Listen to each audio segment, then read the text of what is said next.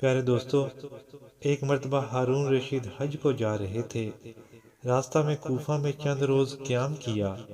جب وہاں سے روانگی کا وقت ہوا تو لوگ بادشاہ کی سواری کی سیر کے شوق میں شہر سے باہر بہت سے جمع ہو گئے۔ بہلول مجنون بھی پہنچ گئے اور راستہ میں ایک کوڑی پر بیٹھ گئے۔ بچے ان کو ہر وقت ستایا ہی کرتے تھے، ڈلے مارتے، مذاق کرتے۔ وہ حسب دستور ان کے گرد جمع ہو گئے۔ جب بادشاہ کی سواری قریب آئی تو بچے تو سب ادھر ادھر ہو گئے۔ انہوں نے زور سے آواز دے کر کہا، اے امیر المومنین، اے امیر المومنین۔ ہارون رشید نے سواری کا پردہ اٹھایا اور کہنے لگے، لبیک یا بہلول، بہلول میں حاضر ہوں، کہو کیا کہتے ہو؟ انہوں نے کہا، مجھ سے ایمن نے یہ حدیث بیان کی ہے کہ حضرت قدامہ رضی اللہ تعالی عنہ یہ کہتے ہیں کہ جب حضور اقدس صلی اللہ علیہ وسلم حج کو تشریف لے جا رہے تھے تو میں نے مینا میں آپ کو ایک اونٹ پر سوار دیکھا جس پر معمولی کجاوا تھا، نہ لوگوں کو سامنے سے ہٹانا تھا، نہ ہٹو بچوں کا شور تھا۔ اے امیر المومنین، تیرا بھی اس سفر میں تواضع سے چلنا تکبر سے چلنے سے بہتر ہے۔ ہارون رشید یہ سن کر رونے لگے۔ پھر کہا، بہلول، کچھ اور نصیحت کرو، اللہ تعالیٰ شانہ تم پر رحم کرے۔ بہلول نے یہ سن کر دو شعر پڑھے جن کا ترجمہ یہ ہے کہ مان لے، تسلیم کر لے کہ تو ساری دنیا کا بادشاہ بن گیا اور ساری دنیا کی مخلوق تیری مطیع ہو گئی، پھر کیا ہوا؟ کل کو تو بہرحال تیرا ٹھکانہ قبر کا گڑھا ہے، ایک ادھر سے مٹی ڈال رہا ہوگا، ایک ادھر سے مٹی ڈالتا ہوگا۔ اس پر ہارون رشید پھر بہت روئے اور کہنے لگے، بہلول، تم نے بہت اچھی بات کہی، کچھ اور کہو۔ بہلول نے کہا، اے امیر المومنین، جس شخص کو حق تعالی شانہ مال اور جمال عطا کرے اور وہ اپنے مال کو اللہ کے راستے میں خرچ کرے اور اپنے جمال کو گناہوں سے محفوظ رکھے، وہ اللہ تعالیٰ کے دیوان میں نیک لوگوں میں لکھا جاتا ہے۔ ہارون رشید نے کہا، تم نے بہت اچھی بات کہی، اس کا صلہ ملنا چاہیے۔ بہلول نے کہا، انعام کا روپیہ ان لوگوں کو واپس کر جن سے لے رکھا ہے، مجھے تیرے انعام کی ضرورت نہیں۔ ہارون رشید نے کہا کہ اگر تمہارے ذمہ کسی کا قرض ہو تو میں اس کو ادا کر دوں۔ بہلول نے کہا، امیر المومنین، قرض سے قرض ادا نہیں کیا جاتا، یعنی یہ روپیہ جو تیرے پاس ہے یہ خود دوسروں کا حق ہے جو تیرے ذمہ ان کا قرض ہے۔ حق والوں کا حق واپس کر، پہلے اپنا قرض ادا کرو، پھر دوسرے کے قرض کو پوچھنا۔ ہارون رشید نے کہا، تمہارے لیے کوئی وظیفہ مقرر کر دیں جس سے تمہارے کھانے کا انتظام ہو جائے۔ بہلول نے کہا، میں اور تم دونوں اللہ تعالیٰ شانہ کے بندے ہیں، یہ محال ہے کہ وہ تمہاری روزی کا تو فکر رکھے اور میری روزی کا فکر نہ فرمائے۔ اس کے بعد ہارون رشید نے سواری کا پردہ گرایا اور آگے چل دیے۔ حضرت مالک بن دینار فرماتے ہیں کہ میں ایک مرتبہ بصرہ کے جنگل میں جا رہا تھا، میں نے حضرت سعدون کو دیکھا جو سعدون مجنون کے نام سے مشہور تھے۔ میں نے ان سے پوچھا، کیا حال ہے؟ کہنے لگے، ایسے شخص کا کیا حال پوچھتے ہو جو صبح شام ہر وقت ایک طویل سفر کے لیے تیار بیٹھا ہو اور سفر کے لیے توشہ کسی قسم کا بھی ساتھ نہ ہو، نہ کوئی سفر کا سامان، نہ سواری اس کے پاس ہو، اور اسے اس مولا کے پاس جانا ہو جو بڑا عادل اور بڑا کریم ہے، اور وہ لوگوں کے درمیان اس وقت فیصلہ کر دے گا۔ یہ کہہ کر وہ بہت زیادہ رونے لگے۔ میں نے پوچھا کہ رونے کی کیا بات ہے؟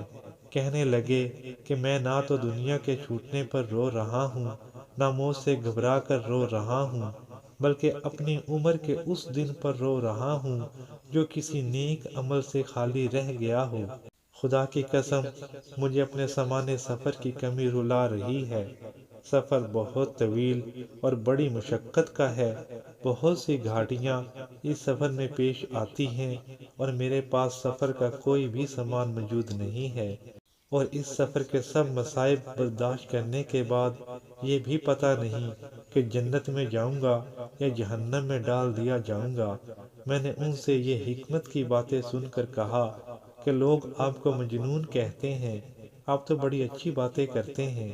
کہنے لگے کہ تم بھی دنیا داروں کے کہنے سے دھوکے میں پڑ گئے۔ مجھے جنون نہیں ہے، میرے آقا کی محبت میرے دل میں، میرے جگر میں، میرے گوشت پوشت میں ہے، میری ہڈیوں میں گھس گئی ہے۔ اس کے عشق میں میں حیران و پریشان رہتا ہوں، اس کی وجہ سے دنیا کے پاگل مجھے مجنون کہتے ہیں۔ میں نے پوچھا کہ آپ لوگوں سے بھاگتے ہیں، جنگل میں پڑے رہتے ہیں۔ اس پر انہوں نے 2 شعر پڑھے جن کا ترجمہ یہ ہے کہ آدمیوں سے ہمیشہ دور رہ اور اللہ جل شانہ کی ہم نشینی ہر وقت اختیار کر۔ تو آدمیوں کا جس حالت میں دل چاہے تجربہ کر لے، تو ہر حالت میں ان کو بچھو پائے گا، تکلیف پہنچانے کے سوا ان کا کوئی کام نہ ہوگا۔ حضرت عبدالواحد بن زید جو مشہور بزرگ ہیں فرماتے ہیں کہ میں 3 رات تک مسلسل یہ دعا کرتا رہا کہ یا اللہ، جنت میں جو میرا رفیق ہو اس کو مجھے دنیا میں ملاقات کرا دے۔ 3 دن کے بعد مجھے بتایا گیا کہ تیری ساتھی میمونہ سودا ہے، جو ایک حبشی عورت تھیں، اتنی کالی کہ ان کا لقب ہی سودا ہو گیا تھا۔ میں نے پوچھا کہ وہ کہاں ملیں گی؟ مجھے بتایا گیا کہ وہ بکریاں چرایا کرتی ہیں، فلاں جنگل میں ہیں۔ میں اس جنگل میں پہنچا، وہ ایک گدڑی اوڑے نماز پڑھ رہی تھیں، ان کے قریب ہی بکریاں اور بھیڑیے اکٹھے چر رہے تھے۔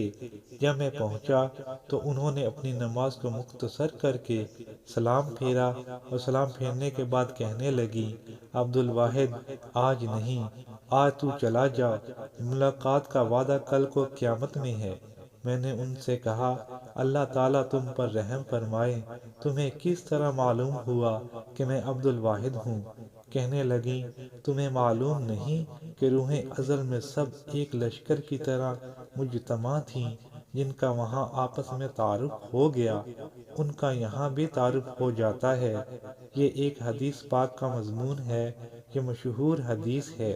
میں نے ان سے کہا کہ مجھے کوئی نصیحت کر دیجئے۔ کہنے لگیں، بڑی تعجب کی بات ہے، جو خود واعظ ہو اور دوسرے سے نصیحت کی درخواست کرے۔ اس کے بعد انہوں نے کہا، مجھے بزرگوں سے یہ بات پہنچی ہے کہ جس بندہ کو حق تعالی شانہ دنیا کی کوئی نعمت، مال و دولت وغیرہ عطا فرمائے اور وہ شخص پھر بھی اسی کی طلب میں لگا رہے، تو حق تعالی شانہ اس شخص سے اپنے ساتھ تنہائی کی محبت زائل کر دیتے ہیں، اور اپنے سے قرب کی بجائے اپنے سے دوری اس پر مسلط کر دیتے ہیں، اور اپنے ساتھ انس کی بجائے اپنے سے وحشت اس پر سوار کر دیتے ہیں۔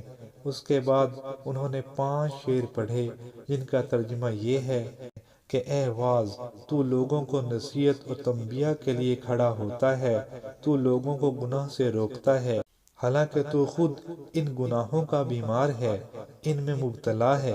اگر تو دوسروں کو نصیحت سے پہلے اپنی اصلاح کرے، اپنے گناہوں سے توبہ کر لے، تو تیرے کہنے کا ان کے دلوں پر اثر پڑتا، لیکن جب تو ایسی حالت میں دوسروں کو منع کرتا ہے کہ تو خود ان میں مبتلا ہے، تو اپنے اس منع کرنے میں خود شک میں ہے، اور جس کو خود کسی بات میں تردد ہو وہ دوسرے کو زور سے کیا کہہ سکتا ہے؟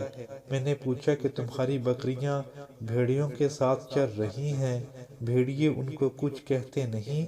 کہنے لگیں کہ جا اپنا کام کر۔ میں نے اپنے سردار سے صلح کر لی، اس نے میری بکریوں اور بھیڑیوں میں صلح کرا دی۔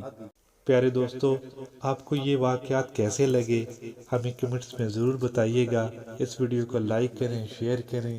اگر ابھی تک آپ نے اس چینل کو سبسکرائب نہیں کیا تو ایسی خوبصورت ویڈیوز کے لیے اس کو فوراً سبسکرائب کر لیں۔ اچھا دوستو، اگلی ویڈیو تک کے لیے اللہ حافظ۔